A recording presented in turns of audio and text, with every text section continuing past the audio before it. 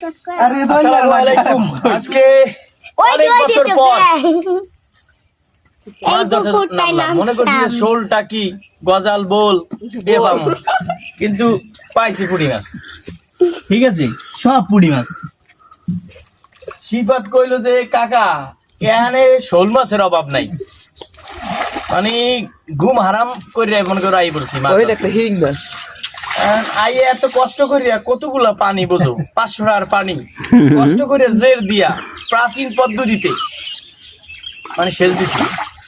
তারপরে মাছ দেয় সব ব্যাং মাছ। তারপর যাক ব্যাং মাছ, এবার সাদা সাদা মাছ দেখলাম, হ্যাঁ দিয়ে পুঁটি মাছ।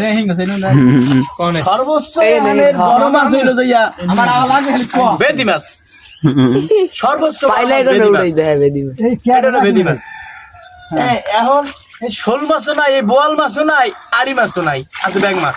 ব্যাং মাছ এখন এখন তো মনে করে একসাথে এই পুঁটি মাছ ধরার লেগে দুইয়ের দিয়ে আটাইতেছে সবাই।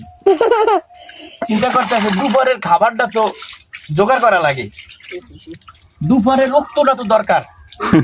মানুষ এটা দাঁড়াই রয়েছে।